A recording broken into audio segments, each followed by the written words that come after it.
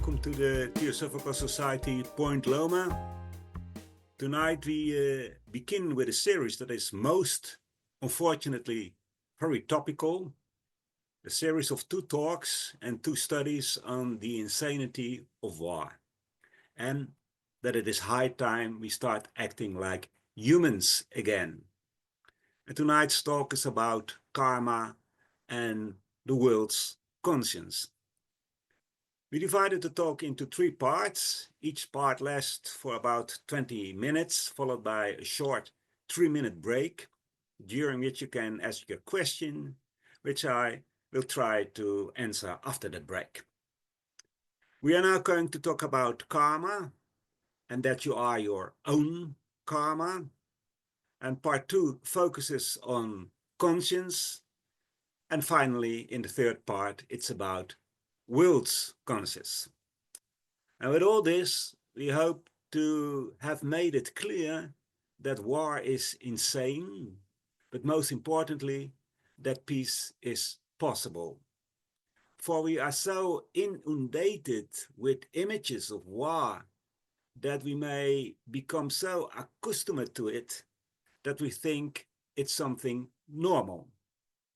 Again and again, images of schools, hospitals, entire districts bombed, weeping people who have lost loved ones, children sitting distraught and apathic among collapsed buildings.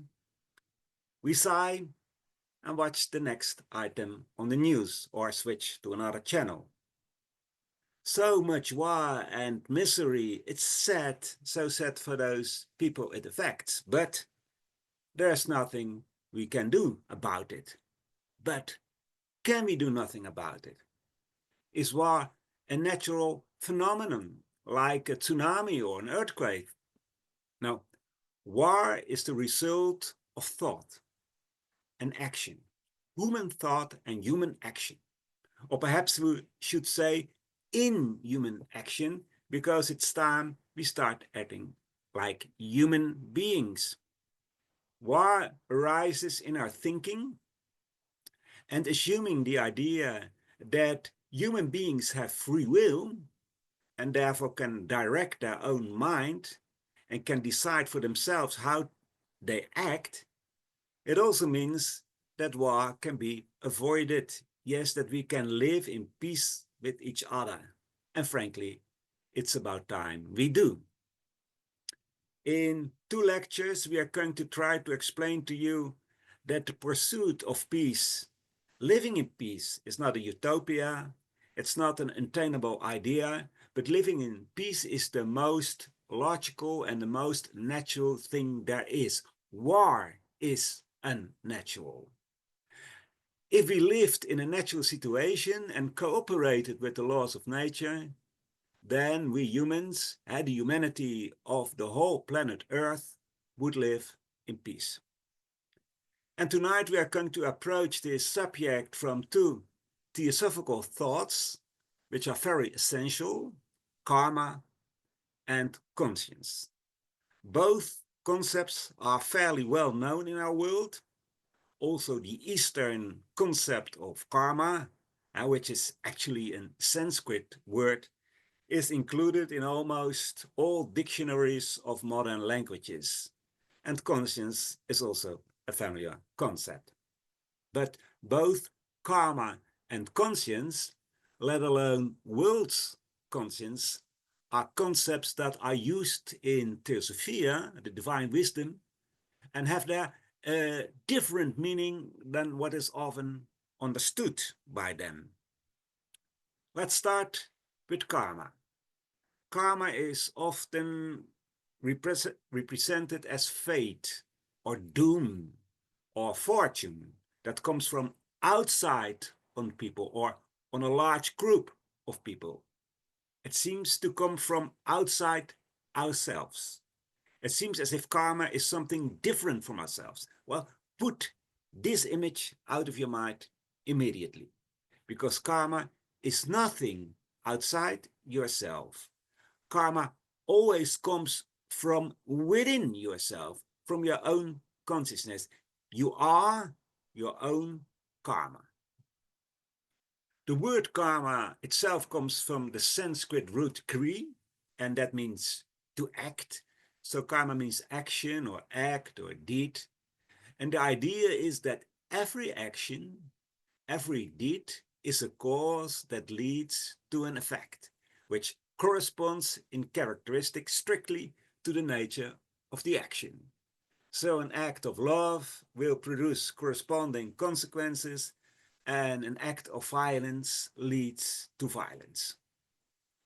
If you ponder the idea of karma and understand that it is your own actions that are the causes for the consequences you reap, then you immediately see why karma is within you and why you are your own karma.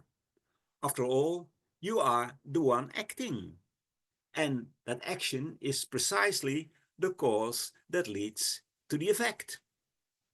Now, it may seem that karma is something special, something mysterious. It certainly is not. There's nothing more natural and common than karma, cause and effect. We all know it. After all, our whole world, our universe, is based on laws, which are all based on cause and effect. All of science, for instance, physics, chemistry, consists of the laws of cause and effect.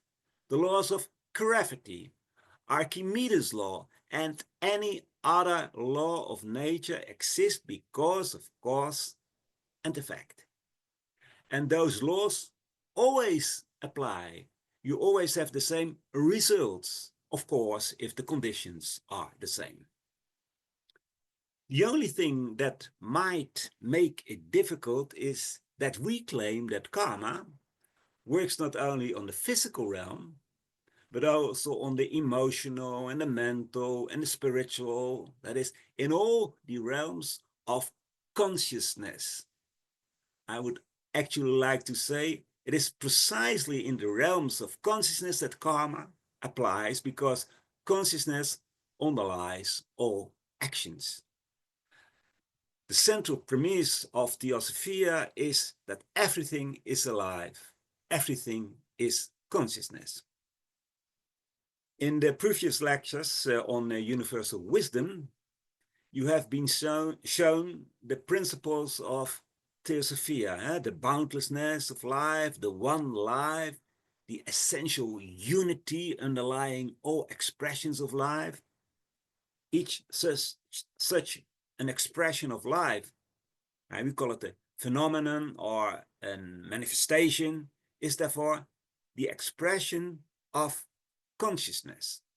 And precisely because everything that exists from atom to God is consciousness, is a living being, therefore there can be karma. Because the characteristic of a living being is that it acts, reacts, and also is the object of the actions and reactions of other beings. And keep in mind that action is karma. Take us humans as an example. We live, react to others, others respond to us, etc. And every action is karma, is a cause which must lead to consequences. But the same applies for animals and also for plants. In fact, all living beings act and react, and they are responded to. Just think about it quietly, and you will draw the conclusion that indeed everything reacts to each other. And is that a mechanical process? No, of course not. Consciousness is the power behind every act. Now, of course, the consciousness of a human being is not the same as that of an animal or a plant. Humans can think about themselves. They have self-awareness or self-consciousness. They can look at themselves, think about themselves, wonder if they have done something right or wrong. We are already almost in the realm of conscience, but that will come later. Animals cannot do that yet, and plants not at all. But that doesn't mean that plants or animals are not consciousnesses. They certainly are, but they have not yet developed self-awareness. Man has. Man is a thinker. Now let's go a step further in trying to understand karma. Because we humans are thinkers, every action that we do has a thought behind it. So thought is actually what creates the cause that lead to consequences. Yes, even if we are not performing an action, but we think a thought, that also leads to consequences. If I don't help somebody in need, so I don't perform an action, that will definitely lead to consequences, both for me and for the person in need. So if we don't act while we know, where we have knowledge of wars, if we don't make an effort to at least try to make peace, that will lead to consequences. We can, of course, say, oh, those wars are far from my mind. We have nothing to do with them. From the doctrine of karma, however, this is certainly not the case, because if you have knowledge of something, it means you have a relationship with it. We have then apparently thought certain thoughts in our past regarding a war, and therefore we are now aware of it. We are therefore, to a certain extent, co-responsible for it. You see, our thinking is the great determinant of our lives. And we therefore fully endorse the statement of Marcus Aurelius, the statement you can also find in our course, Universal Wisdom. Your life is what your thinking makes of it. All thoughts are like causes and lead to effects.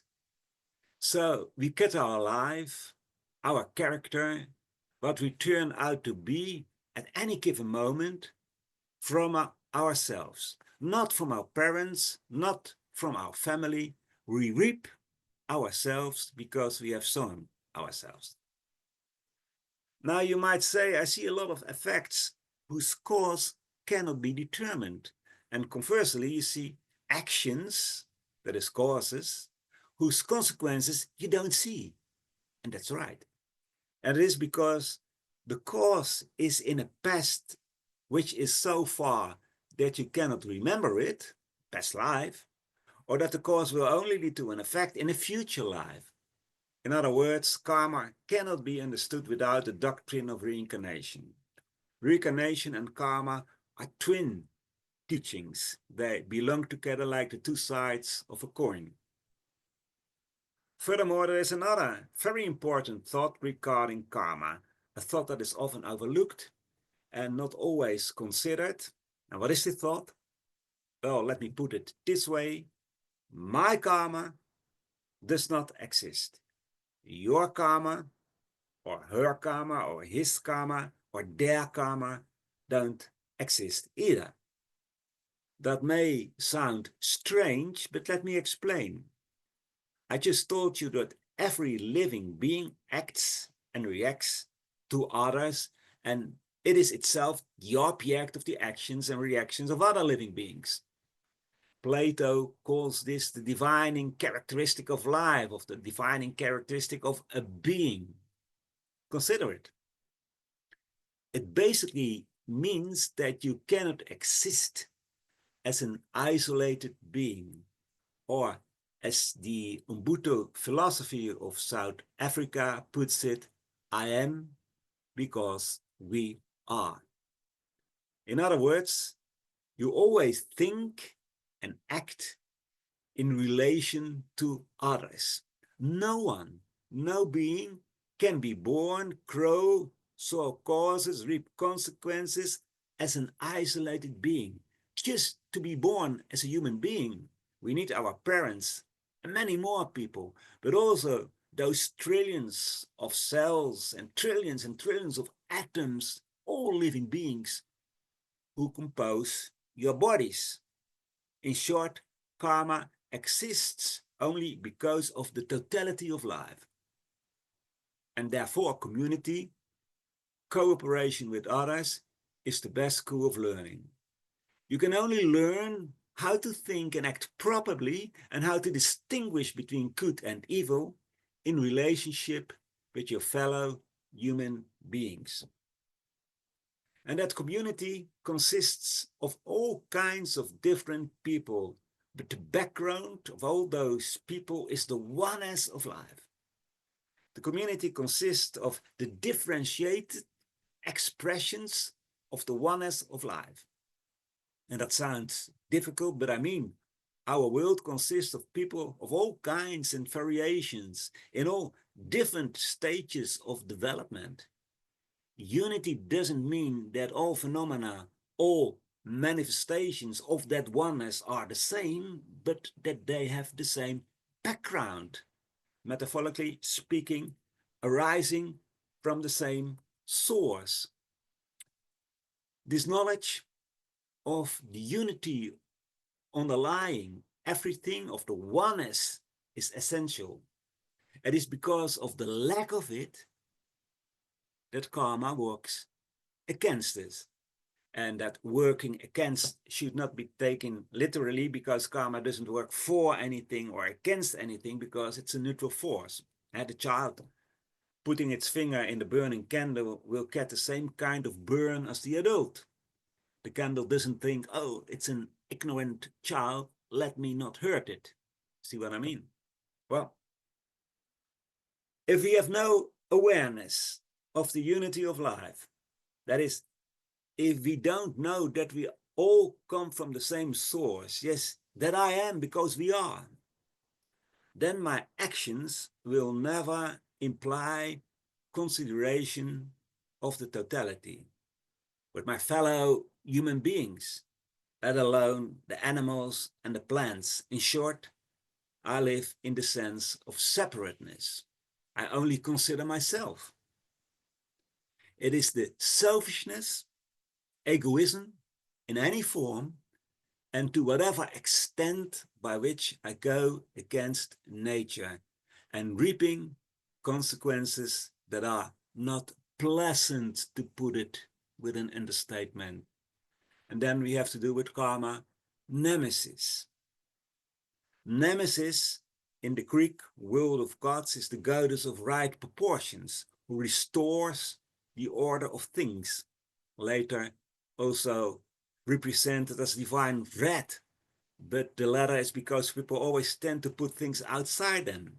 Nemesis, which literally means divide or assign, could be called the retributive aspect of karma. One of her names was Andrastea, she from whom no one can escape. It is always a little dangerous to speak of nemesis, because we tend to put things outside ourselves. But as has been said, we are our own karma, and nemesis is the representation of the natural restoration of equilibrium brought about by the actions of man, a restoration that is as impersonal as the cosmic laws operating around us. Well, the great suffering of war is the nemesis effect of karma. It's the restoration of balance caused by disharmonic thinking by large groups of people. In fact, with every action, we break a status quo, and create an imbalance. This is how we learn. If we avoided every challenge, if we rejected everything that was new to us, then there was no growth. But we have to grow toward oneness, and by that I mean we have to become more and more aware of that oneness. War arises precisely because harmony is broken towards separateness, if I might put it this way. I mean, the idea of cohesion, the common interest, the equality is ignored completely, resulting in violence and war. if you think a little deeper about the various wars of the past and those of today, it's not very difficult to establish that they all arose from a number of causes, all having to do with that sense of separation. In fact, it's a kind of accumulation of causes. You can kind of compare it to someone bullying another person. It starts with nasty jokes, hiding his things, until the other person gets so irritated that he gives the bully a slap. The war in Ukraine, the war in the Middle East, is the result of numerous causes, sometimes going back, very far in time. But the underlying, the deeper cause is that the unity of life was not recognized, and that the bonds between people and nations have not been recognized. In short, war stems from the feeling of separateness, the feeling of being superior to others, the misplaced feeling of being better, or that your religion is better. It's rotten thinking and hygienic thinking. Just as the environment is polluted by our actions, our thinking environment can be polluted by our thinking. But and let's end this part of the talk with this idea. We have free will. We need not assume a sense of separateness. That is the great illusion in our mind. But we can learn to see that we are interconnected, inextricably interconnected. And then we will think other thoughts, and thus other causes. The wars that are now raging, we don't have to approach with the same mindset as the one that caused them. We can think differently and thus create other causes, but more on that after the break. There is now a 3-minute break. Ask your questions and we are going to try to answer them after that break. So see you in 3 minutes. Welcome back, Aaron. Yes. Are there questions? Yes, definitely. The first question is consciousness, karma, and free will. That is difficult. What is the most dominant aspect? Karma, conscience, and the third one? Consciousness, Yeah. karma, and free will. Well, in fact, it's all the same. I mean, karma doesn't exist if there were no consciousness. Consciousness means action. Action is karma. And one type of consciousness, I will explain it now, is conscience. So always consciousness, always life, always, and because always life, because always movement, because always consciousness, there is karma. Mm-hmm. So there is no difference between the three. Yeah, yeah. Okay. Thank you. There you mentioned, of course, reincarnation as a, yeah, we say the twin brother of karma, twin doctrine. And someone asked, how can we know if reincarnation is a reality? And can we find this idea also in the Quran? Oh yeah, well, the first thing is the most important, I think, because even it is written in all the secret books, that doesn't mean that it is true. Mm-hmm. Because you have to find it for yourself. But if you want to prove for yourself reincarnation, well, in fact, you should not lose your consciousness when you die or when you fall in sleep, but that is very difficult. But we can make it a kind of probable. I mean, look in the world if there is anything that manifests itself, if it is not cyclical. The cycles, cyclicity is so very normal in the world. All that manifests itself does it in a cyclic way. So one of the most known cycles we know is, of course, we wake up in the morning, we have our activities during the day, and then we go to sleep. So that is the rest period, and then we wake up again, etc. But if you stand still for a moment, you will discover that there are many, many, many, many cycles. So cyclicity is very normal. So you have to ask the question, do you really think that life and death is an exception? Or is life and death the process of being born and dying, is that the same as waking up in the morning and going to sleep at night? Well, we think it's the same.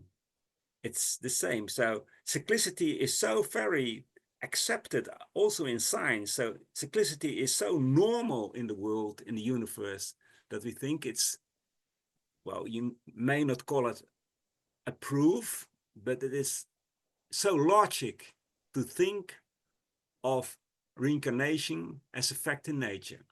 That's one. Two, can you explain a lot of phenomena, a lot of mysteries of a human being with the help of reincarnation and karma? I think you can.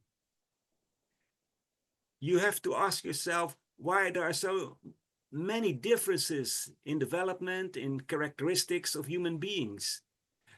Well, you might say, yeah, it's in the DNA, but it is proven that DNA doesn't make your character. In fact, there is a force behind DNA, as biologists can tell you. So ask yourself the question whether the idea of reincarnation and karma resolves a lot of problems. And maybe that's not a proof either, but it makes it very logic. So for me, for instance, I've never been on the North Pole.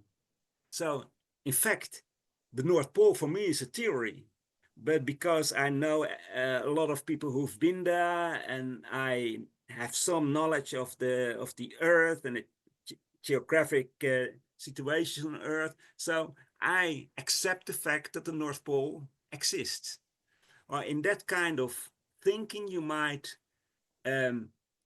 conclude for yourself that it is probable, likely, that reincarnation exists. And then you're going to try to use it as a hypothesis and try to find out if you really can explain all the things in the world with it. And that can help you to discover for yourself that it is a fact in nature. And that is more important than by saying that in the Bible you can find a lot of appointments that really reincarnation exists. In the Islam, well, there are a lot of Islamic groups, the Sufis, but also the Batini, the group he went out from 7 principles in nature, who also accepted reincarnation. In the time of the Fatimids, I think it was the 9th century, in the University of Cairo, reincarnation was an accepted doctrine that the teacher taught their students. So you can find it if you really look in all the religions, also in the Islam. Okay. Can you add something, Aaron? Because no, I think this is very clear. Maybe one thing I thought of while you were explaining how reincarnation seems so logic is try to figure out for yourself if there are some things that you have already known since you were, how do you say, conscious of yourself. And there are, and you will talk more about it, I think, in the second part, because there, you can ask yourself, where do these ideas come from? And there are things that are you didn't learn from anyone else, not from your parents, not from your teachers, but you just know for yourself. So well, in fact, that's the second part of the lecture, because conscience is the memory of past lives. But we're going to tell that in the second part. Yeah. Okay, another question was, you said an act of violence leads to an act of violence.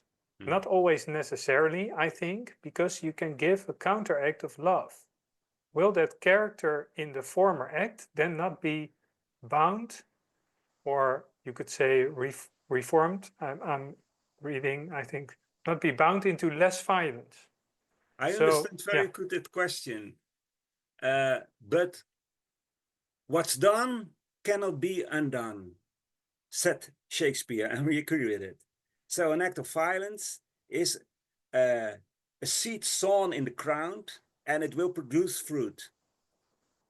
But it's very good if you see that act of violence, that you immediately try to sow another seed, that of love or compassion, etc. But that doesn't mean that the other idea, the other thought, or the other deed is eliminated. No, it will produce their consequences.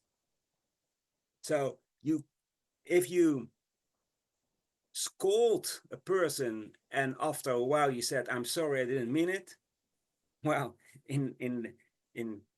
according to karma, that act of giving names, bad names to a person will have its consequences.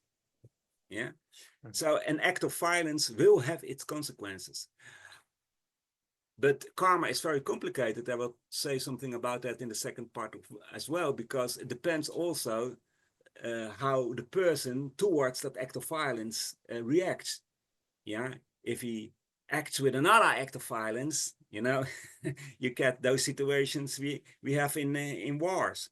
But he can be a very loving and peaceful guy, so that will be another result. But the act of violence you will reap the consequence of it. You will have to undergo the experience what it is to act towards another with violence.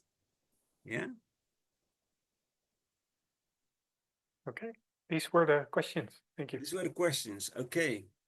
Let's see what conscience is and what the relationship is between conscience and karma.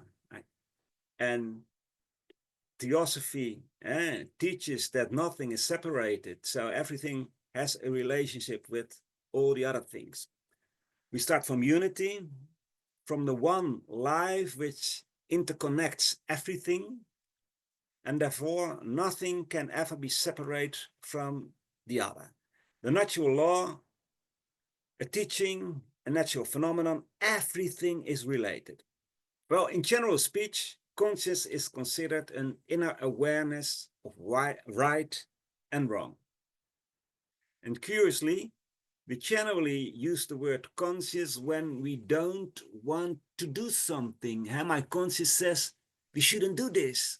Or when we have already done something of which we realize it's not right, what we have done, we speak of a guilty conscience, of someone has something on their conscience.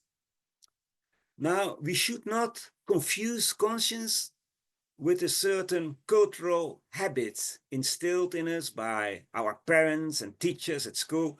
Some of those habits will certainly be ethical, such as being honest and speaking the truth. But some of those cultural customs of any country are nothing more than superficial patterns that have become ingrained in the civilization over the years. But what is considered as a bad habit in a country does not necessarily mean that it is also against your conscience. So, what is this inner sense of right and wrong?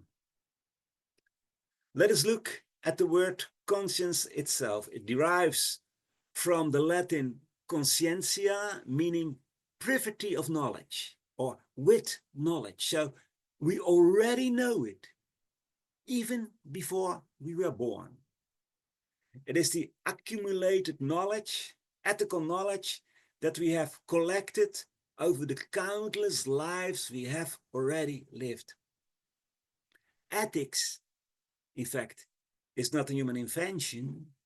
Ethics are not some rules and laws drawn up by mutual agreement in meetings or conventions and to which we should imply compliance. Ethics is based on the ground patterns of the universe itself. If there is indeed one life, which differentiates into countless expressions of life, countless beings, humans, animals, plants, etc., then it means actually that all these beings are parts of each other, emanating from the same source. So we are, in the most literal sense of the word, brothers of one another, offspring of the same parents, so to speak. It is this idea of the essential unity on which ethics is based. In human language, it means that we should behave toward each other in the spirit of brotherhood, respect each other, love one another, giving each other the right to shape in his own or her own way the universal life that underlies all that exists. In short, the various rules of life, the virtues found in religions, are the translations, so to speak, into human language of this idea of oneness. And therefore you don't have to tell anyone that violence toward others is wrong, that lying to others is wrong, that trying to get justice through war is wrong. Everybody knows it. Everybody has a conscience, although people's consciences may differ. So how is it that we know that? Whence comes this inner knowledge? How did our conscience grow within us? That conscience has grown in us in a long, long evolutionary pilgrimage. Conscience is actually ourselves. We are it. We have become it in a long evolutionary journey. Now we use the word evolution in your original sense of unwinding or unwrap or unpack. In other words, what's wrapped up, what is within the being itself is unwrapped, is evolved. In that evolutionary process, there is no absolute beginning and no absolute end. For every being is essentially limitless. We express that with the word monad. A monad is a center of consciousness that is essentially boundless.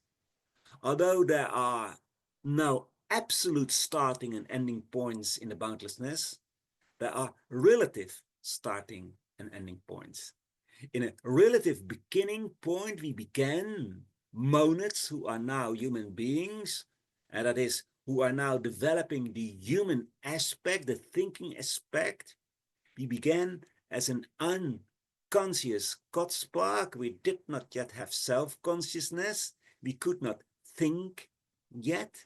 So we did not have a conscience yet, not yet a self-conscious knowledge of right and wrong. We followed instinctively, as beings in the lower realms of nature do, the habitual patterns in nature. Until the moment came in this great evolution that we began to develop our thinking, our mind. I can already tell you that in the second half of our lecture series in January, we will talk about 18 million years of Theosophia. Why 18 million years? The answer is that in the process of our evolution, our mind unfolded about 18 million years ago. We learned to think. Much, very much more will be told about that magic process over the course of this season. I can tell you right now that with the awakening of our thinking and the associated self-consciousness, our ethical consciousness also awoke. we could self-consciously begin to understand something of the inseparable connectedness of all beings. In those early days, we could not yet reason out this connectedness intellectually, as we can now. Hence, we should also be able to reason that war is futile, that war is insane, and can never lead to anything good. And as we learn to experience something of the interconnectedness of things self-consciously, we also gained a sense of good and evil. Do we not find this thought in the Bible book of Genesis, where Adam and Eve ate of the fruit of the tree of the knowledge of good and evil? They learned to think, and their innocence, the babyhood of mankind, disappeared. There was good and evil. And what is good and what is evil? Good is everything that comes from the sense of connectedness, of unity, of the intrinsic ties we have with one another. In other words, everything that has to do with selflessness. And you can guess it, evil is a lack of that sense of connectedness. Evil comes from the sense of separateness, the assumption, the woeful and mistaken assumption that you are separate from others. Evil is selfishness. So good and evil are not extraneous quantities or forces. The idea is completely false. Good and evil are within man. Now you can probably imagine that an awareness of good and evil is not perfect, or that you can grow in awareness of connectedness or oneness.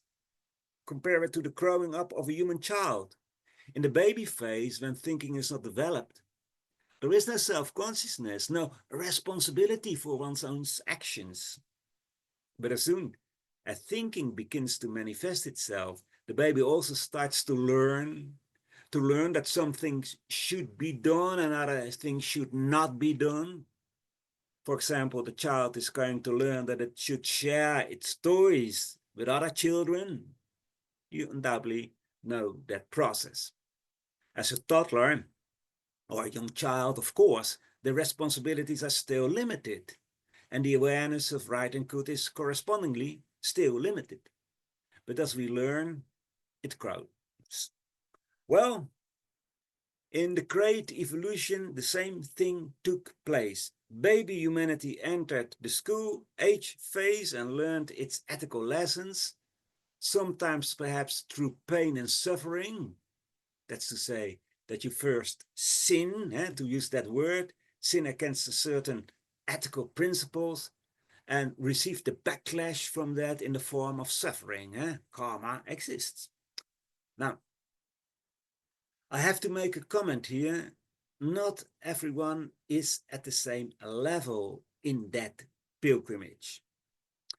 There are humans who have developed far, far beyond the average person. It is talked about or referred to in all civilizations. In the East, they are called the rishis or the Buddhas or the bodhisattvas. There are even beings who have evolved even further and who are called the Anchoans or the Ani-Buddhas, the gods. We will not go further into the difference between these beings, for that would be a series of talks in itself. But you understand that they have much more spiritual, ethical experiences, and that therefore their conscience is much grander and wiser and faster than that of the average person. Are these humans separate from us? No. We already talked about unity, about the inseparable bonds. In fact, their conscience is our guide of life. Remember this thought, because later, when we talk about the world's conscience, we will come back to it. Yeah? When we talk about world's conscious, you might think of the world as we know it now, as it comes to on the television and in the newspapers. But the world is more. The world is also made up of the great and exalted humans who you don't see on talk shows on TV, but who work in the background, constantly working for the good of others. Very often we ignore their ethical, spiritual knowledge. And then the law of karma comes around the corner again, especially in the form of karma nemesis. The reaction of your own going against the laws of nature, against the community, against the actual brotherhood of all living things, produces consequences which you experience as misfortune or sorrow. And so you see that karma is always your best friend. From that misfortune, you can learn lessons, learning that you do have to assume the greater good. For the record, let me add that it's not necessary that we make first mistakes and have to learn from them. That is certainly not the case. That's not necessary. We can learn by reflection, by starting from the awareness of the unity and the brotherhood. That's an important thought, because otherwise you could draw the conclusion that we must first wage war, only to find out that waging war offers no solutions. That is pure nonsense, of course. Anyway, we learned something, we have grown, we have ethical baggage, so to speak, we have a conscience. For what happens when you understand an ethical principle, I don't mean you have memorized it or you follow that principle because others say so. No, if you really understand, if you really have insight into a certain ethical principle, for example, that you should not lie to people, I just mentioned something, then that spiritual knowledge, because it is spiritual knowledge, becomes a part of yourself. You become that knowledge. You are it. It becomes your conscience. Is that knowledge lost when you die? To explain that question properly, we must say something, albeit very briefly, about how such a monad, such a center of consciousness, manifests itself. For there is always composite consciousness. You can divide the manifested consciousness into a number of aspects. In Theosophy, it's customary to use the 7 division, but we don't have time enough to explain that now in detail. And therefore, let's say very briefly that there is an impermanent part of man and a permanent part. And that impermanent part we call the vehicular part. That's the vehicle of the other, the spiritual part. And to that vehicular part belong all those aspects that more or less identify themselves with this earthly outer realm. They are the personal things, personal knowledge, so that Amsterdam is the capital of the Netherlands and that France is a republic. That is knowledge that may be important in this life, but we don't take that knowledge into the next life. After all, these are impermanent things, and the knowledge about them is equally impermanent. But spiritual knowledge, so also ethics, knowledge of good and evil, is knowledge that deals with the permanent part of ourselves, with the higher aspects of the soul, so to speak. This is knowledge, or rather wisdom from above. This knowledge we take with us into our next life. And what is this wisdom? What is that ethical knowledge? Well, it is an understanding of universal laws. That is the knowledge that we must live together. That is the knowledge that we should not claim more than our share of prosperity. That we should help and support each other. This spiritual or ethical knowledge is permanent. We are that knowledge, and no one, no God, no human being can take that knowledge from us. And if you think about this in more detail, you immediately understand two things related to conscience. The first one, not everyone has the same conscience, because not everyone has acquired the same spiritual knowledge in previous lives. Some have developed more deeply, experienced more sharply the inseparable bonds of all life, have greater consciousness than others. And thus their conscience is more all-encompassing. They are far ahead of the majority. But on some essential points, we all know to behave. You see, someone who studies mathematics in college obviously knows more than someone just starting high school, but it doesn't mean that Pythagoras' law has changed since he was in college. In short, basic things like that honesty, being humane, and altruism are preferable over cruelty and selfishness. We all know that. And the second conclusion you can draw is that conscience is not fallible. After all, who dares to claim of himself that he is all-wise, that he cannot learn anything spiritually? And because our conscience is not fallible, it also means that it is subject to growth. All new experiences from which we learn ethical lessons cause our conscience to grow. Grow in size, grow in scope of awareness. In fact, the point is that we come to understand more and more deeply our relationship to the totality of life.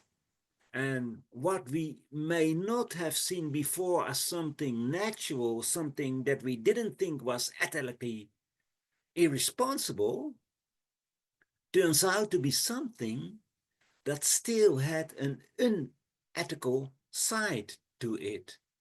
Our insight has grown, and we find out after all that we have previously judged something a bit from a personal and selfish point of view. We draw a new ethical conclusion, and our conscience grows.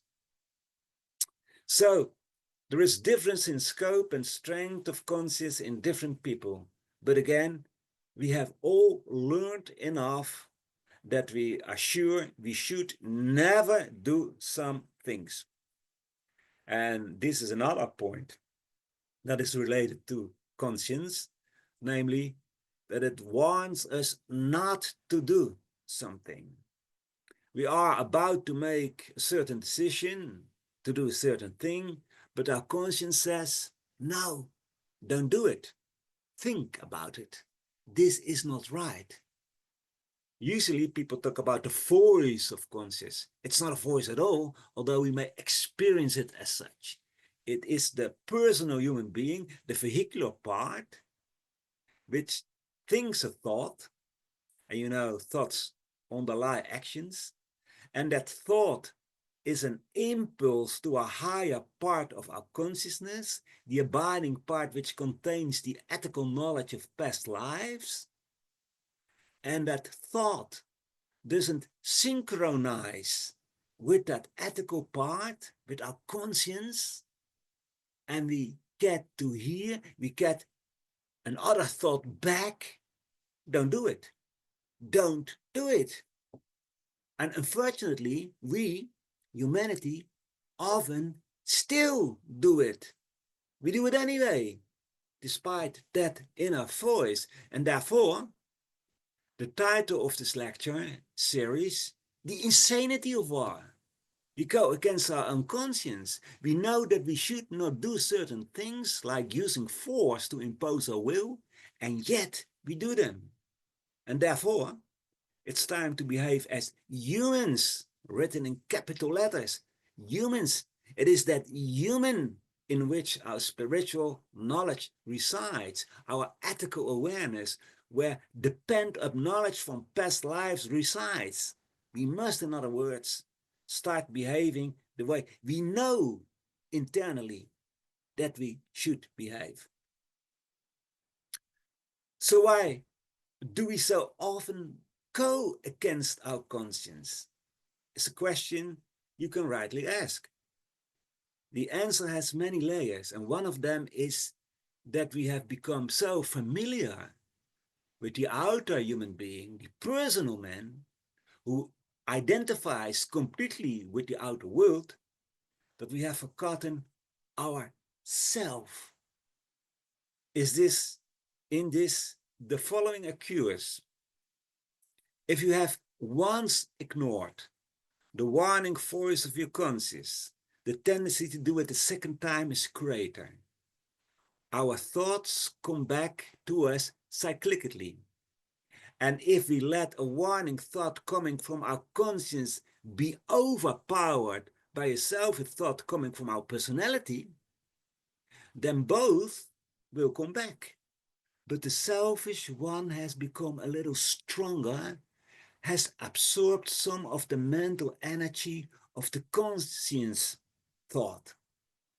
And if that happens a third, a fourth, 100th time, at some point, the voice of conscience will be so silenced that people speak of a conscienceless person.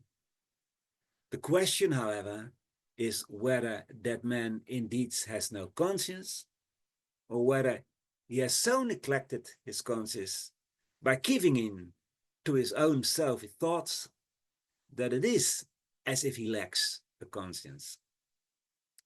Now, it is never the case that no one cannot restore contact with their conscience. That is to restore contact with yourself, for you are your conscience. Almost no one has permanent cut contact with their higher self. But because a reasonable philosophy of life is lacking, which supports, as it were, the higher human, one all too easily gives in to the lure of the outer world, which comes with selfishness and violence. But we can restore contact with ourself. We can learn to listen to the inner knowledge again. And what we need so desperately is a correct vision of man, a correct vision of nature, of the cosmos. There is a great lack of a vision of life, a spiritual vision that does not contradict the facts discovered by science and is consistent with what we already know internally. What missing, in short, is Theosophia, divine knowledge. And please don't take that in a sectarian way, as if only we, members of the Theosophical Society Point Loma, are the only ones with that knowledge.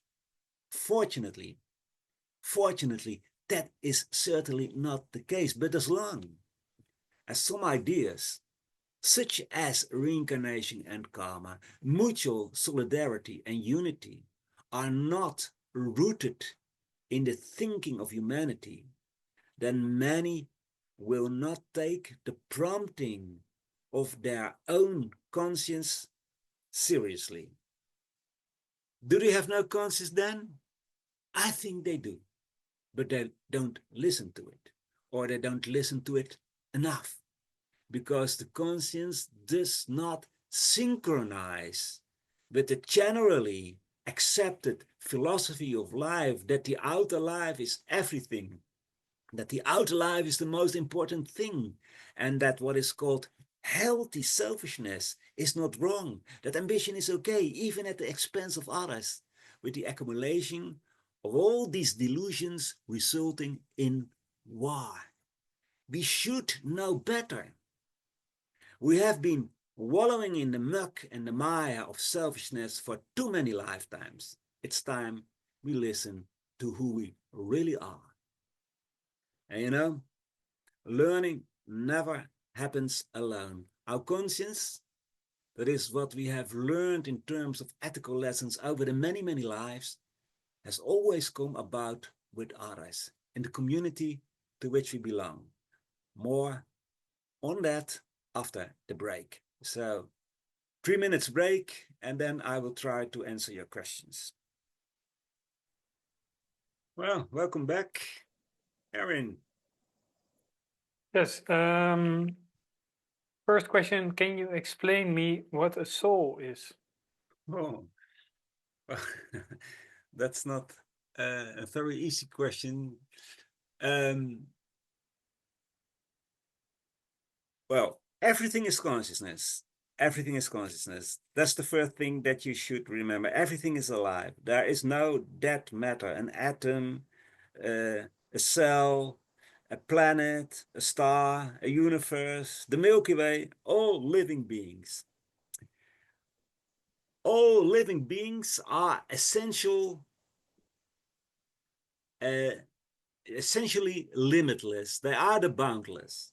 We express that idea with the word monad. A monad is a center of consciousness that is essentially boundlessness. So that is, you may say, the inner engine, that is the inner God, that is the spirit, that is the source of every living being.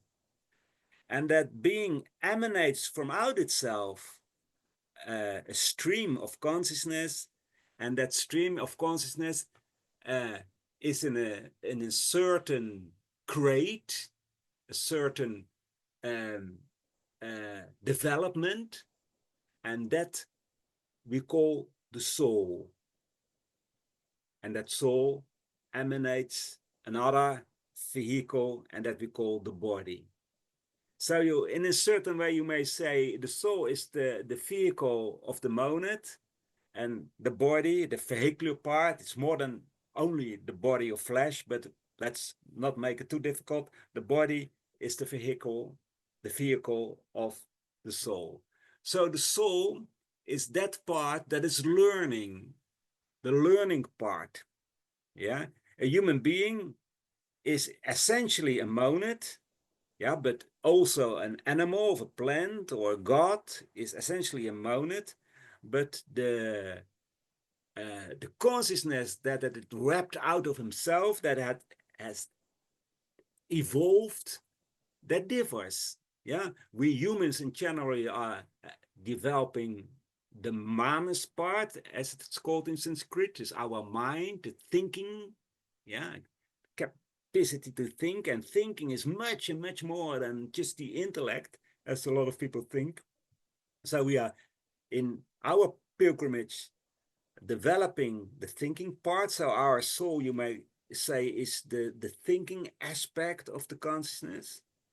And animals have also a soul, but not the thinking for them is the most important, but more the desire, and plants have a soul, etc.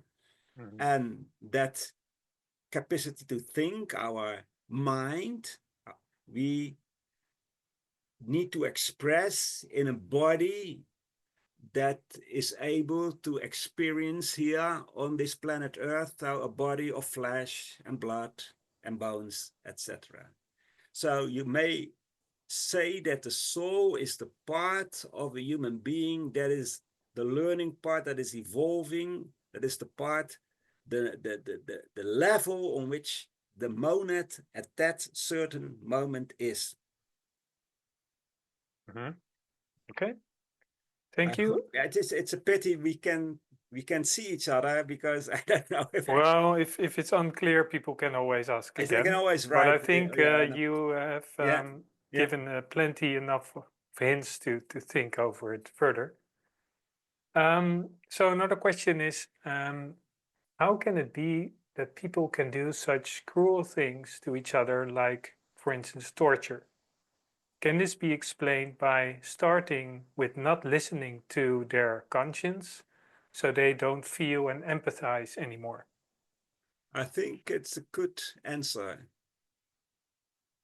Um, I noticed this as I was a teacher during my working life. I'm retired now, but I've seen many times that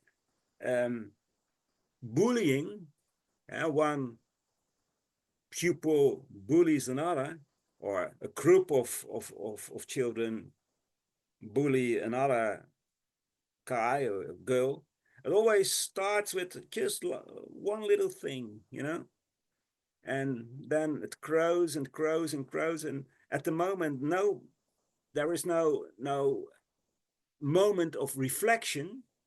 It will go on and on and on until at a certain point there is torture or bullying or hurting the other. So war and all those cruel things always start with little things. So our lesson is, you know, control your thinking, because one little selfish thought, if you don't put an unselfish thought quickly after it, it will grow, it will grow. And one little selfish thought can overwhelm your whole consciousness at a certain moment if you don't do anything about it. And why people are cruel? Why do want to bully? Well, it's ignorance. It's ignorance. It's because they have not the sense of interconnectedness, or they neglect the sense of interconnectedness, or they are so identifying with the outer world in such a way that all the ethical ideas they in most cases have are neglected. And that's very sad. That's why it's time to behave as humans again. Mm-hmm. If I may, Barend, Yeah, of what course. I also see, I think, is very risky in these times is that some people, especially people with power or a certain voice, such as politicians, are more or less dehumanizing others. So they say, oh, these people are, let's say, not really part of our nation. They are others. They are inferior to us. They don't belong to the same culture. They have, so they, and in that sense, they offer a sort of rationalization for people uh, to treat them differently, to treat them not equally. And I think that's also a very dangerous thing. That and the ideas, the Theosophical universal ideas, can protect us against it, to always emphasize that the human nature in everyone is the same. Actually, well, like you said, the monad in every being is the same. This idea that animals don't have souls, for instance, was also a rationalization to do the most, or still is, I'm afraid, to do the most inhuman things to them, you could say. For sure, for sure. It's the sense of separateness. So thinking that you don't have a relationship with another, or in your case, as you said, you feel superior, or it's another culture, or so he's different or she's different. Well, that's the main, I think, maybe the only cause of all those cruelties. The sense of separateness is the origin of evil. Mhm. Another question is, could you compare war with disease? In a certain way, you can, yeah. Disease in an individual is because of disharmonic actions in a past, maybe a past life, maybe 3, 4, 5 lives before this life.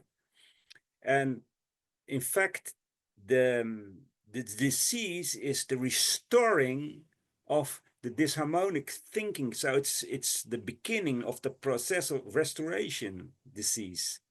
That sounds maybe a little bit strange when you hear it for the first time, but diseases, they originate originate in your mind, in your thinking. We know all that, yeah. For instance, when you are in the waiting room for the dentist and you feel, yeah, a little nervous, almost immediately you get some pain in your belly and you want to go to the toilet, etc. So your mind is at that moment not stable, not harmonious, and it has an almost immediately an influence on your body. Well, this is just a simple example, but if you, for instance, during many years or maybe many lives have a disharmonic view on things, and that is not always, don't think in good and bad, but because the disharmony can always also come from, a kind of over enthusiastic working for others, but in a disharmonic way. Well, a certain moment your body reacts, and we call it disease. So in fact, disease is um, is a friend to help you to restore your disharmonic thoughts. Now, war is in fact the same over the years of maybe over different lives between peoples, nations. There has been built up a kind of disharmonic feelings and thoughts. We are better, our religion is better, your religion doesn't. Yeah, we have the truth and you don't have the truth, you know it. A certain moment, patch, the bomb burst and we have a war. So I think the difference is that in the situation of the siege, it can help you to change your mind, and wars don't necessarily help you to change your mind as a nation. Or to put it in another way, we don't need a war to change our attitude towards other peoples in order that we can resolve things on the in a discussion or in a congress and not on the battlefield. Dus that is maybe the only difference between this disease and war. Another question about conscience. How is conscience developed in a family, in schools, in society, and is it a continual process? Yes. Yes. I mean, well, if you learn, if you have an open mind and you ask yourself questions, did I do something wrong or did I do something right? Then, at least speaking for myself, I come to the conclusion that sometimes I did something and I thought it was okay, but reflecting more on it, I have to make the conclusion that it could be better. So I've learned something ethical, and that becomes a part of myself. It becomes a part of the conscience, and that is what I take with me to a next life. So the next time when I'm born, I know a little bit more. I have some more ethical insight than this year. So it's going all the time, all the time.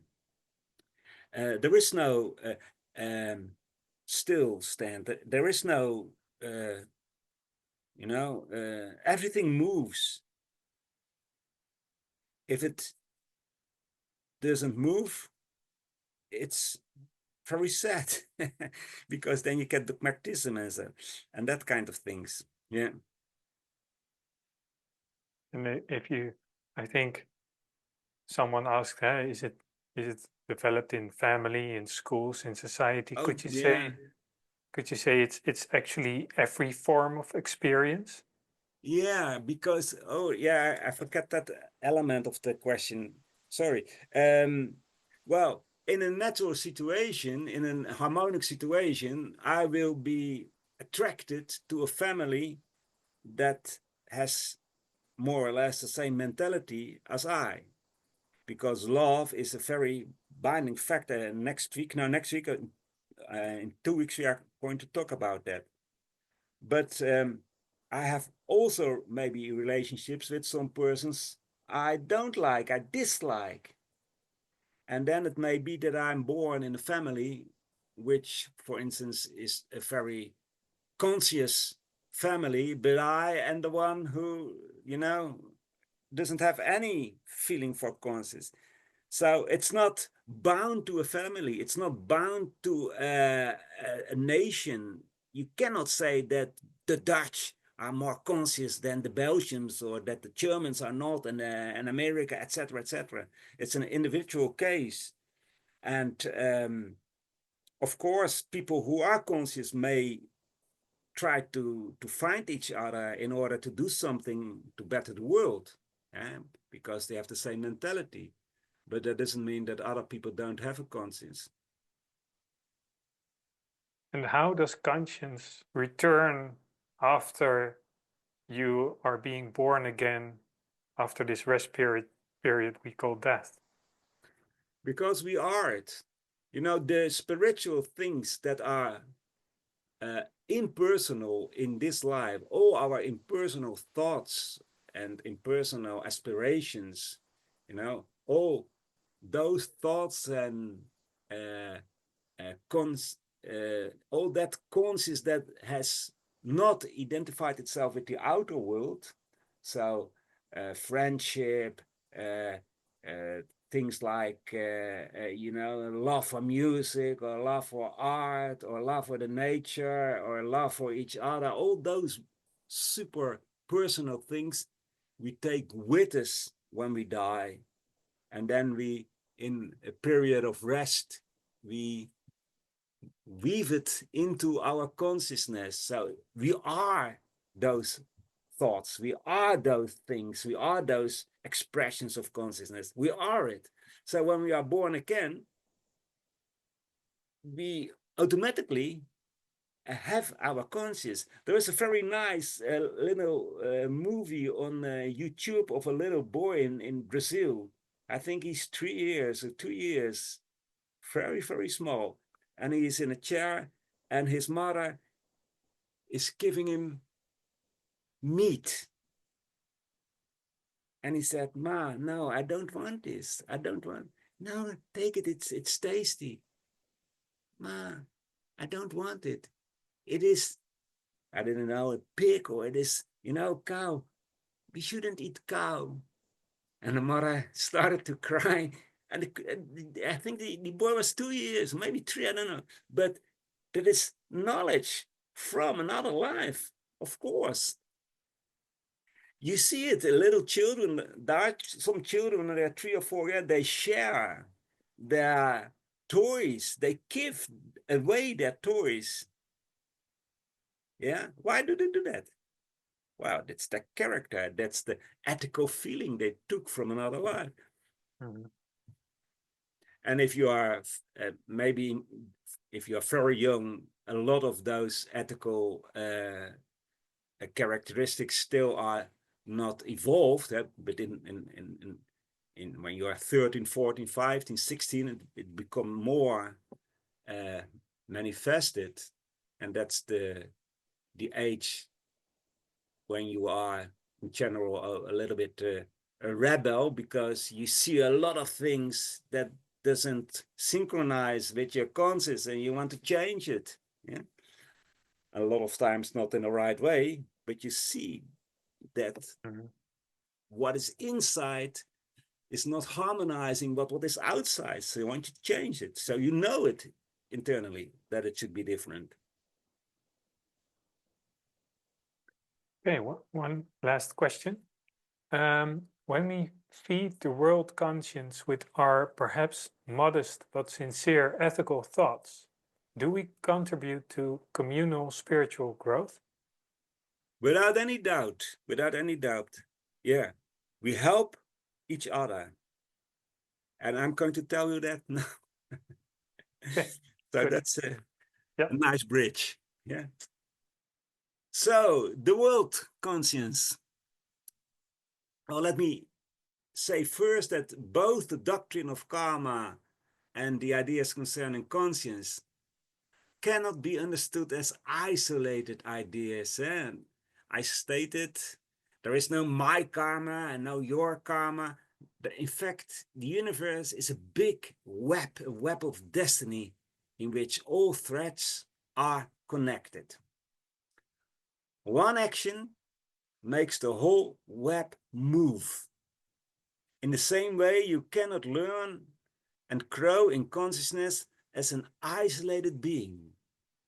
The conscience that everyone possesses, or rather is, even though sometimes you don't listen to it, may be a matter for each individual human being, but that human being is a human being thanks to others. And the construction of his conscience is therefore established in part by the collective of which he or she is a part. Take a country for an example. A country or a nation consists of a group of souls, of people, human beings, greater or lesser in size, human monads, who in the past have collectively created certain causes and who are attracted to each other in this life. Each member of that nation, and it doesn't matter whether he was born there or whether you later immigrated to it, each member has contributed to the quality of the nation, the quality of the civilization and the laws of such a country. And those laws, and especially the constitution, could be called the collective conscience of such a nation. Imperfect, no doubt, imperfect, because the people living in that country are all imperfect too. The conscience of each of the inhabitants of such a country will, in an harmonious situation, never be able to contradict the constitution of that country. The constitution is, as it were, the greater common denominator of the quality of the consciousness of the people of that country. Now, if anyone of this country, ignoring his own conscience, breaks the national law or unnational law, then the community will have to intervene. And often we do that nowadays in a very, very unwise and ineffective way, namely by punishing people as a kind of retaliation that work at best temporarily, because the person who is imprisoned will probably just get more remorse and, think of karma, fall into the same error again. It's wiser to educate such a person in such a way that he gets back in touch with his own conscience. Now I know that human laws are not in themselves a guarantee of compliance with ethics. They need not contribute to that everyone lives according to the prompting of his own conscience. Do away with all the laws, says Lao Tse, and there will be no thieves. This means, of course, first and foremost, we must recognize and acknowledge the prompting of our own conscience. But we are in a time of transition. We are in a time where not everyone has the wisdom yet to accept the karmic law and to follow his conscience. But we have enough wisdom to know that retaliation, vengeance, does not inspire anyone to live according to the laws of his country or to the inspires of his conscience. Anyway, the collective thoughts of people, of a nation, together form a web of life, a mental web, where in each is connected with another, and in its higher, nobler aspects forms that web, as it were, the conscience of such a country, that in a harmonious situation is reflected in the constitution, even if that constitution is not written. But that national web of karma, of course, does not stand alone. Nothing stands on its own. Our national web is part of the international web of karma, encompassing all of humanity. And the human mental web is actually a part of an even greater web of karma. Now, we thought before the break there are humans who are much further than us in their spiritual development. We call them Buddhas, Bodhisattvas, Christs, masters of wisdom and compassion, friends of Allah, friends of God, as some Sufis call them, etc. They too belong to our planet, to humanity. You could make a hierarchical distinction in this hierarchy, with the most highly developed beings, the gods, then the Buddhas, the Bodhisattvas, the masters of wisdom and compassion, their disciples, their students, and finally, selfless, compassionate, ordinary human beings. Our planet too is a living being, and Earth too has manifested itself many times together with all those monads, all those beings that belong to it. In other words, that planetary life too has developed a spiritual, ethical reservoir of wisdom. That accumulated wisdom goes back, as we call it, to the night of time. There is wisdom on Earth. It sounds abstract, but in fact, it's the same as the mental atmosphere a family builds.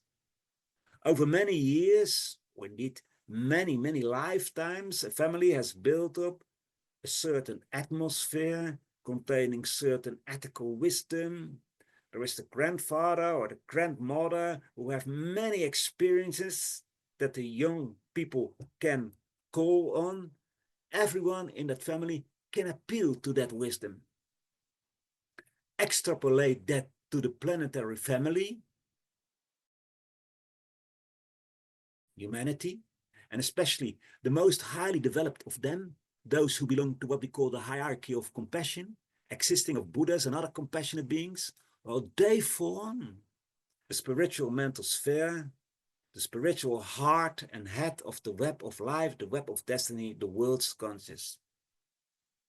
We too belong to that web of life. Separation does not exist.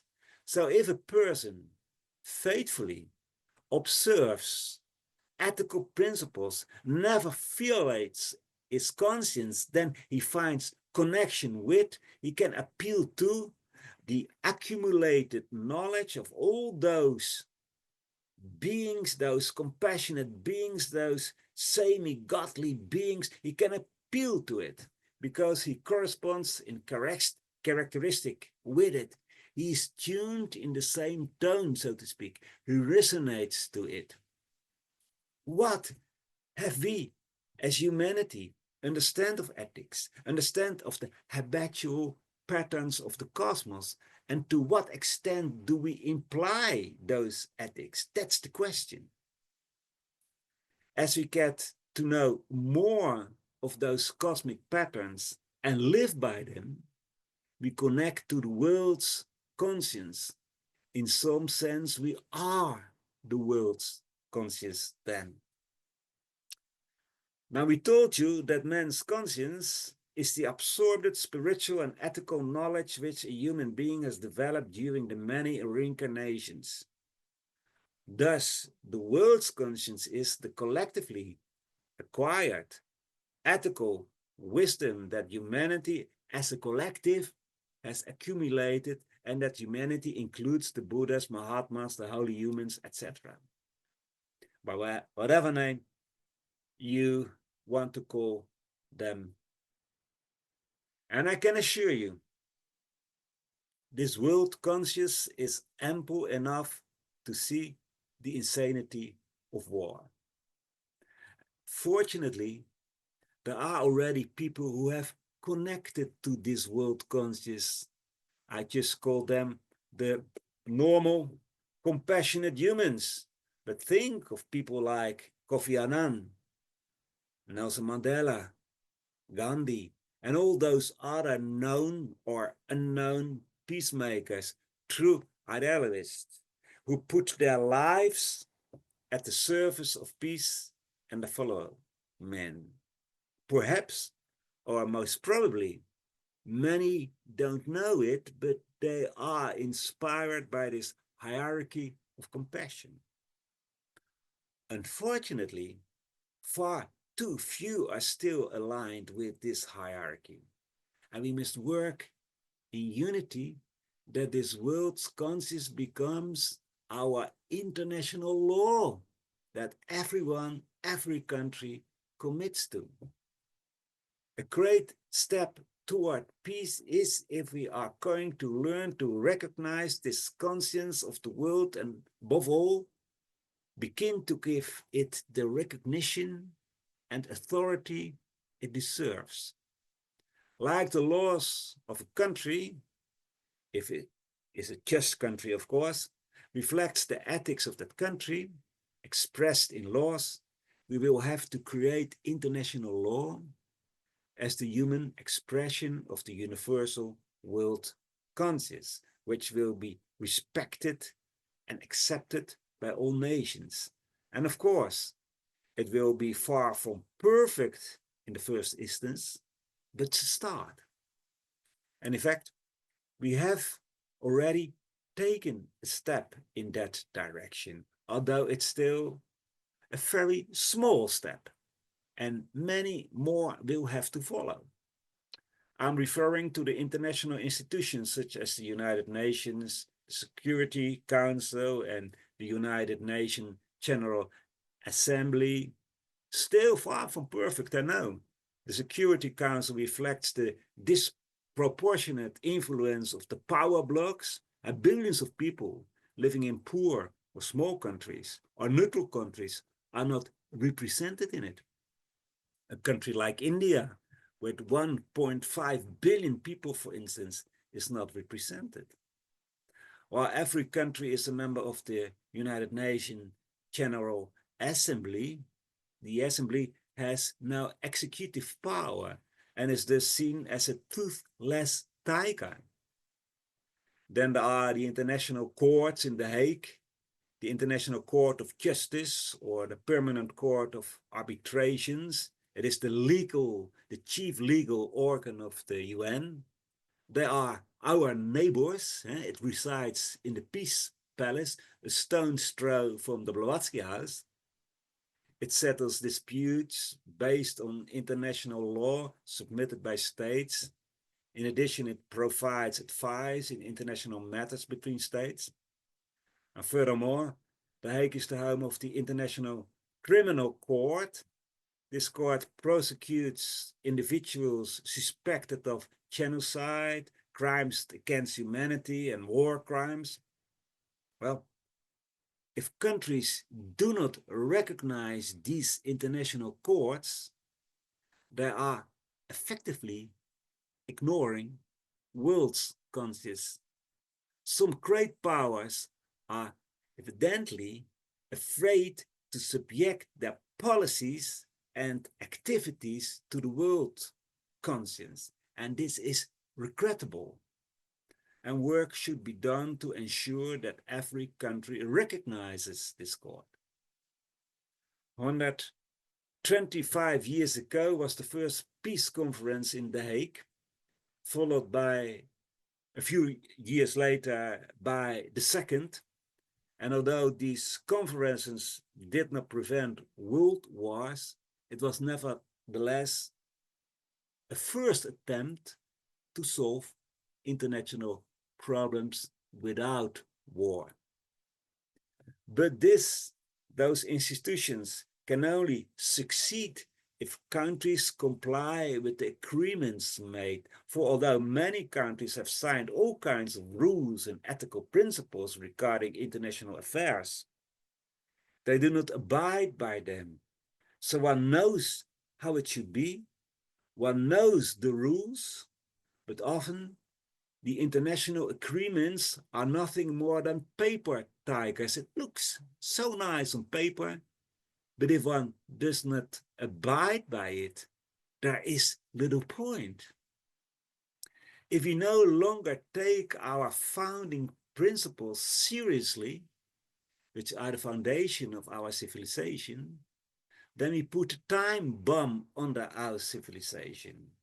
Then we are like a human being who has so often ignored his conscience that he no longer hears the voice of it. We then speak of a conscienceless man. He does have that conscience, but he has lost contact with it. If we increasingly ignore or violate the fundamental rules of international law, we become an unscrupulous civilization. And look at that in the light of karma. That will not be a happy future.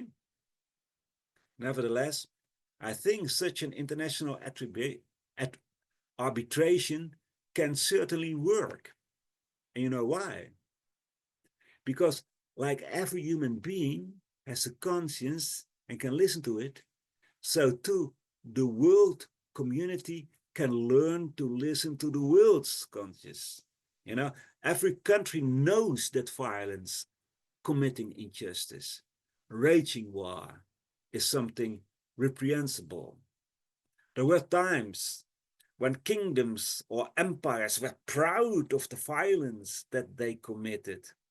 World's conscience, as can be shaped in international courts of justice, will certainly work because civilized countries know that consultation is always preferable to the barbarism of war.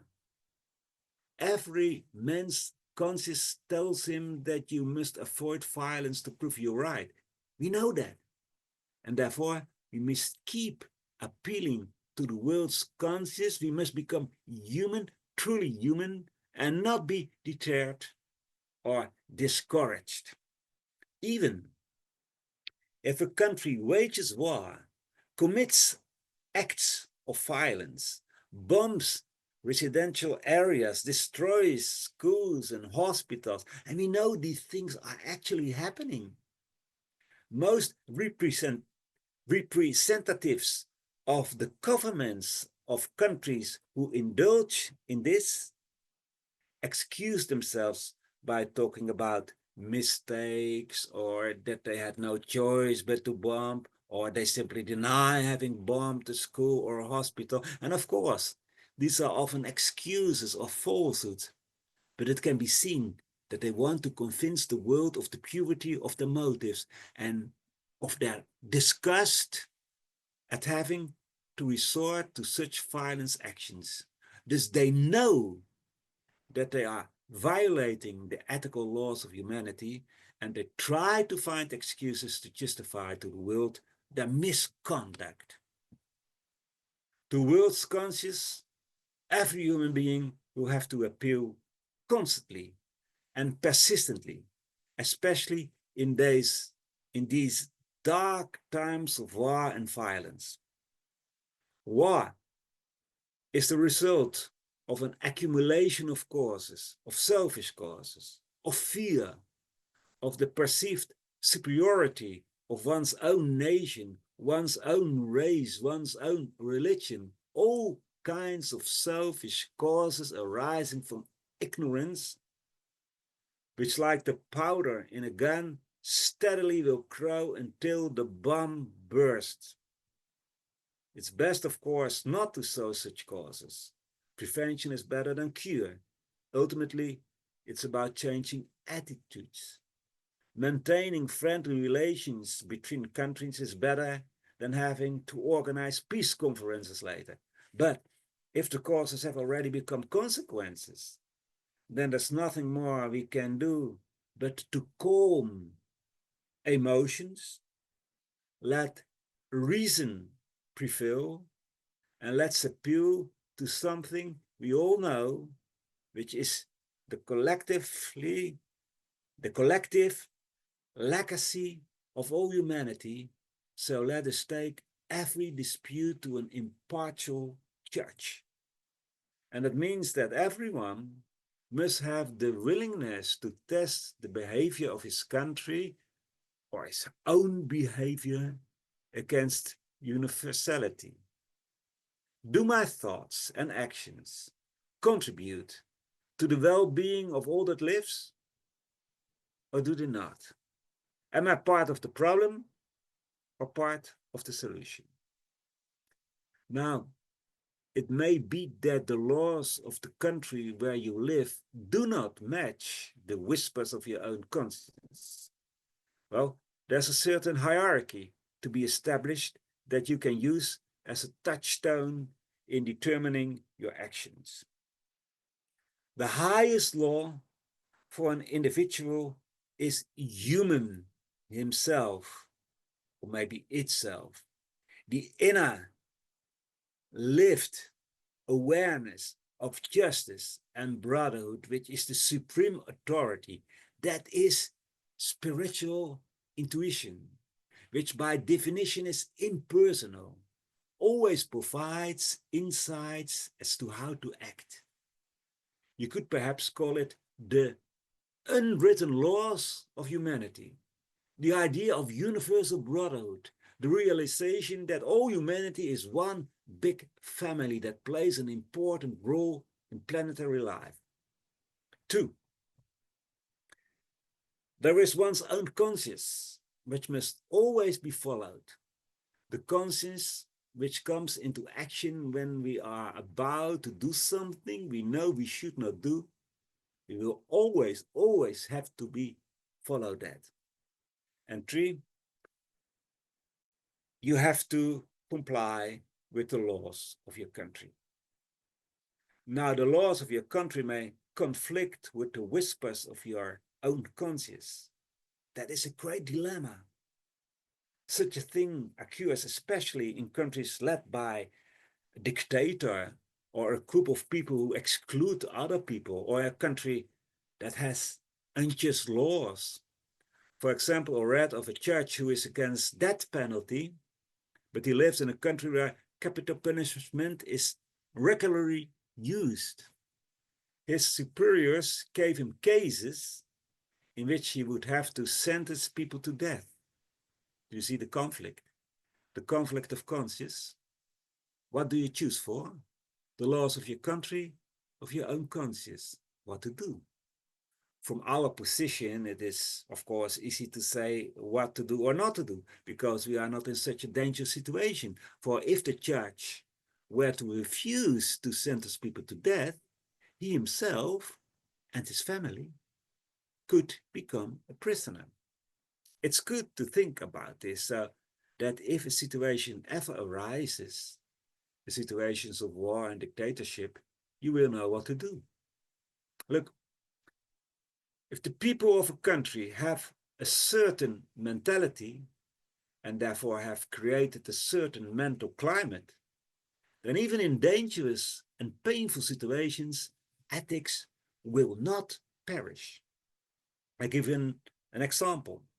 In countries such as Albania, Bulgaria, and Denmark, the atmosphere of thought towards their Jewish fellow citizens was so friendly that not one single Jew was transported to a concentration camp during World War II. On a smaller scale, we saw such a mentality in the United Kingdom in August of this year, where right-wing extremists attacked asylum seekers and Muslims, but they were outnumbered and effectively defended by British people who went to protest. And they were going to protect these very groups. This situation in the UK, and you see it in many other countries as well, indicated well how to judge the current world situation. There is a group that out of selfishness, out of perceived self-interest, and especially perceived sense of superiority, attacks others. But you also see that there are people who are under the influence of the world's conscience, their own conscience, and live at least something of the idea of brotherhood. Many people are rightly concerned about the climate, about global warming. We have seen how this can lead to disasters, but we should be even more concerned about the mental climate, because by polluting it, wars arise. Work on cleaning the mental climate if you want to be a peacemaker. Well, I think I have provided a lot of ideas that we can talk about in our study next week. But first, now the break and then your questions. So see you in 3 minutes. Well, welcome back. Yes. Questions, Aaron? Yes. You already talked about difficult situations in countries with dictators, and here the question is, how can certain patterns be, how do you say, broken in a country that is led by a dictator? Well, the answer is easy, but the implementation is very, very difficult. You know, in general, and that concerns everything in the world, in our human world, everything is built on thoughts.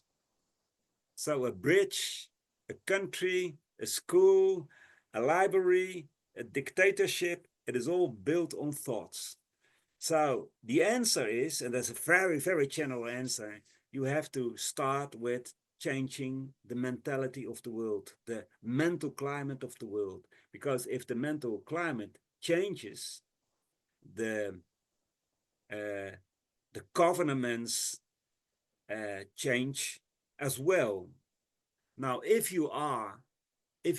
easy for me to say, living in a country like the Netherlands and Europe in general, where you can say everything you want, etc. And although we have our problems too, at least we can talk freely and we can exchange ideas freely. But if you live in some countries where that is impossible, of course, it is very difficult.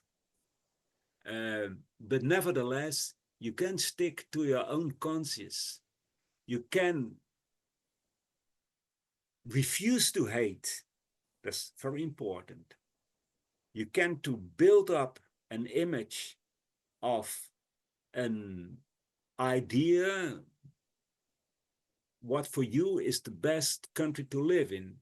You can try to exchange the ideas with others. You need courage, because we all know those countries, if the authorities of that countries know that you are trying to build up other ideas, they put you in prison or send you to death. We know that things like that happen. So you need courage, you need patience and courage. I think there are many examples of leaders, not many now, but there are some examples of leaders who showed how to do that. I like very much Václav Havel, you'd say, I think, Havel, who lived in Czechoslovakia, many years in prison, sometimes isolated in prison, but he he sticks to his ideas of an idealistic country and idealistic world. He didn't hate the others. Other example, of course, is Nelson Mandela. We know his story, Mahatma Gandhi. I think Mandela was for more than 30 years, I think, in prison. So it's difficult, but you start with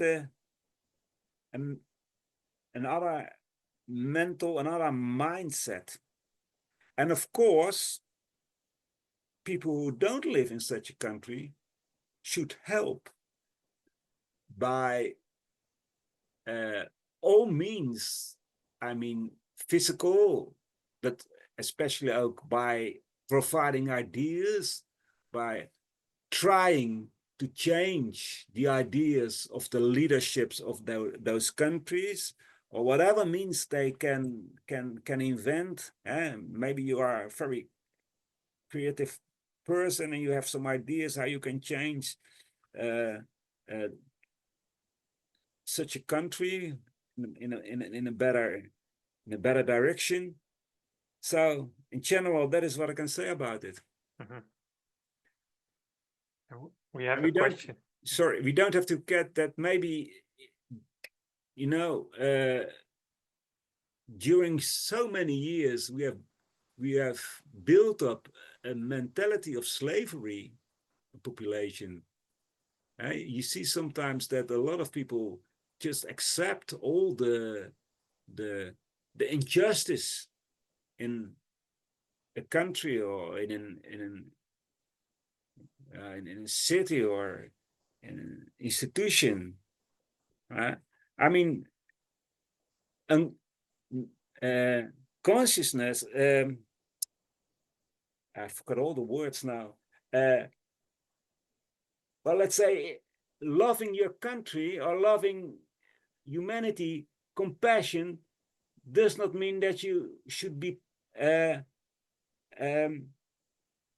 passive, that you stay at home, etc. Now you need action to do something. And I can remember, I think, from Havel as well as Mandela, that there was long before there was any how do you say, any opportunity that they would get out of prison, they were already thinking about what can how can we change when we are free. So on a mental level, they were already building the future state, so to say. Yeah. And we need patience, and we need, there is one thing that the Buddha once said, and the Purika repeated it in one of his little talks. One day, everybody will be a Buddha, for sure. It may take a lot of time, but one day everybody will be a Buddha. And that means everybody one day will be a divine person, will be a compassionate person. We have it all within us. So we need patience. We need patience. We need courage. We need patience. And we need, to do the things that we should do. Because every act will have its consequences. So an act of compassion, maybe nobody will notice it, but will have its consequences. And one day it will lead to and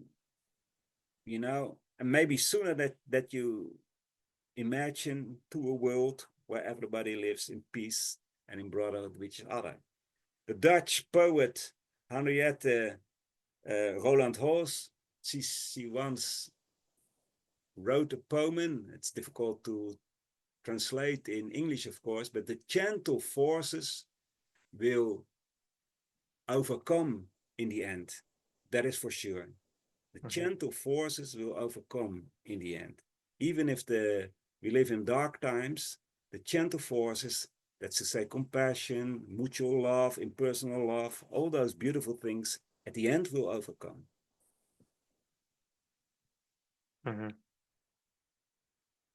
A question in the same line, bit of political, is how can we in the Netherlands, and I think it's not only in the Netherlands, it's in other countries as well, can restore the growing influence of far-right decisions against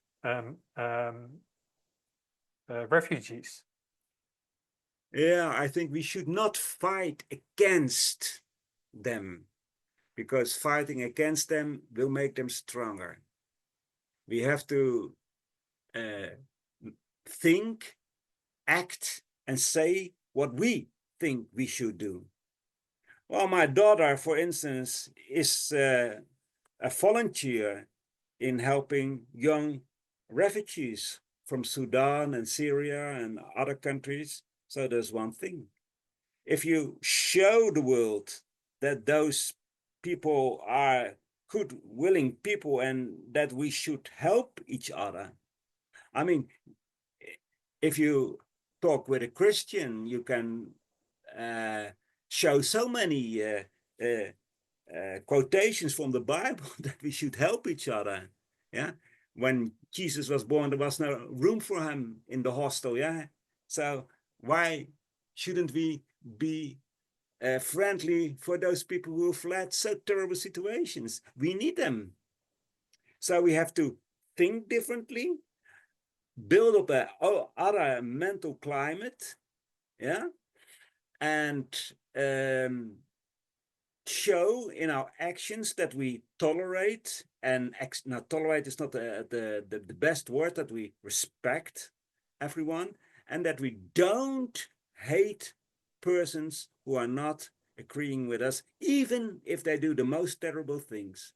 We don't hate, yeah, because we know that all those people who do those terrible things, in fact, are monads too, and they are just, poor, ignorant human beings who one day will perceive that there is another way to live. And will become a Buddha in the end. And will become a Buddha in the end. Yeah. Yeah. I think that those were the questions. Those were the questions. Well, you see, there are many things to talk about, and I will invite you next week to talk with us about those things. Yes, you see the study meeting. Next Sunday, you have to go to our site, and we send you some literature. The talk you can hear again if you want. And, it's very inspiring because we learn so much from each other. So I really invite you to join us next Sunday. And then we have another talk and then another study. So we're going to end now with the kite tree. That is an appeal to our inner God, to our inner Buddha, even more evolved than our Buddha, our inner God. And in this kite tree, it's called the golden sun. O thou golden sun of most excellent splendor, illumine our hearts and fill our minds so that we, recognizing our oneness with the divinity, which is the heart of the universe, may see the pathway before our feet and tread it to those distant goals of perfection, stimulated by thine own radiant light.